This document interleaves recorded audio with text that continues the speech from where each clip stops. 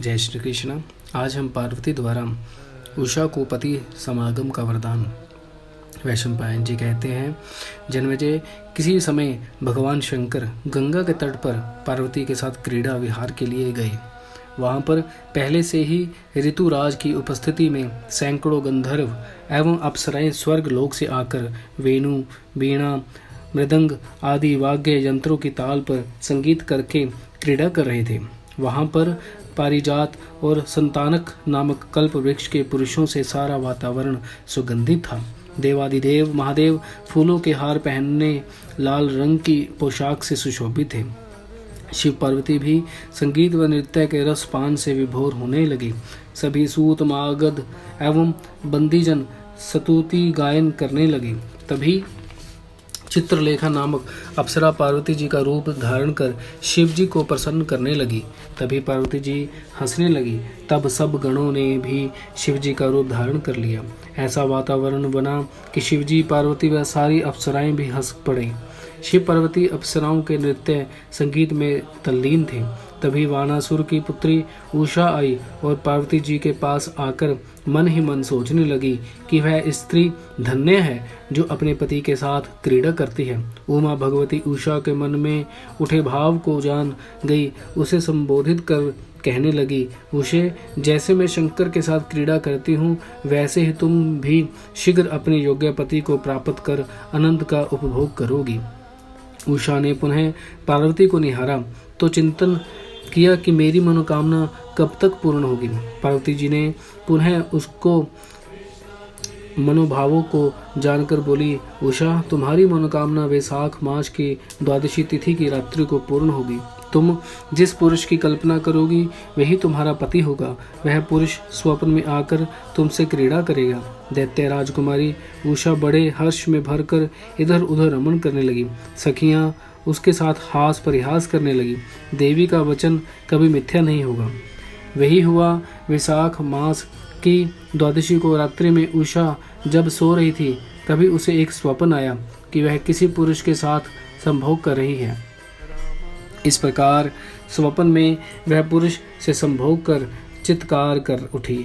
वह भयभीत होकर रुदन करने लगी। उषा की सखी सहेलियां भी आसपास इकट्ठी होकर उसे रुदन और भय का कारण पूछने लगी। उषा ने अपने स्वप्न में पुरुष संग संभोग करने का सारा वृतांत सुनाया और पुनः रोने लगी।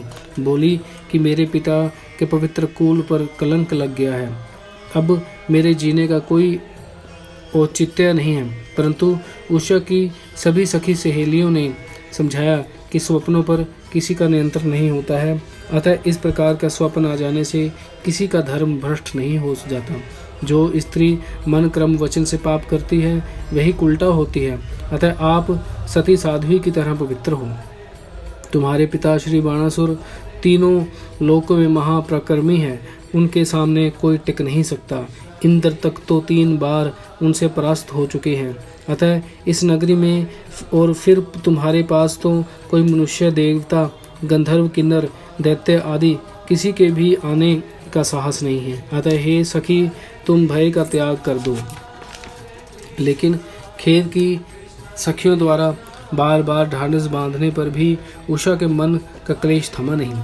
सखियों ने पुनः समझाया कि सखी उषा, याद करो, तुम्हें माँ भगवती ने वैशाख के द्वादशी के दिन ही इच्छित पति से संभोग होने का वर दिया था। अतः आप उनके वरदान को स्मरण करती हुई सोचिए कि माँ भगवती ने आपको वैशाख के द्वादशी के दिन ही इच्छित पति से संभोग कर होने का वर दिया था। आप फिर भी मन में संताप पाले बैठी हो। आपको तो मन से ऐसे व्यर्थ के चिंतन को निकाल कर दूर कर देना चाहिए। तुम सौभाग्यवती हो। तुम्हारा होने वाला पति तुम्हारे पिताजी से भी कई गुना अधिक शक्तिशाली होगा। तभी वह स्वप्न में तुम्हारे पास आ सकता है। अब तुम उस पति का नाम पता लगाओ। उषा ने सखियों से प्रति प्रश्न कर दिया कि आप भी उसका पता, नाम आदि पता लगाएं। मैं इस विषय में अपने आप कुछ नहीं कर सकती हूँ। अतः यह उपाय आप ही करें। सखियों ने कहा, अरे सखी, आपके स्वप्न में आए पुरुष को हम कैसे जान पाएंगे? हमसे उसका रंग, रूप, गुण आदि कुछ भी तो नहीं देखा परखा। अरे हाँ, ऐसा करती हैं कि एक अप्सरा है चित्रलेखा, आप उसे बुलवाकर इस विषय में पता कर सकती हैं। सखियों का परामर्श उत्तम लगा। उसने चित्रलेखा का चिंतन किया। स्वर्गलोक से चित्रलेखा आ गई। उषा ने उसे अपनी समस्या बताकर उसका समाधान निकालने का आग्रह किया। चित्रलेखा भी बोली कि जिसे मैंने देखा परखा ही नहीं, उसके विषय में मैं क्या खोजबीन कर सकती हूँ। उसके गुण, दोष, नाम, रंग, रूप कैसे जान पाऊंगी।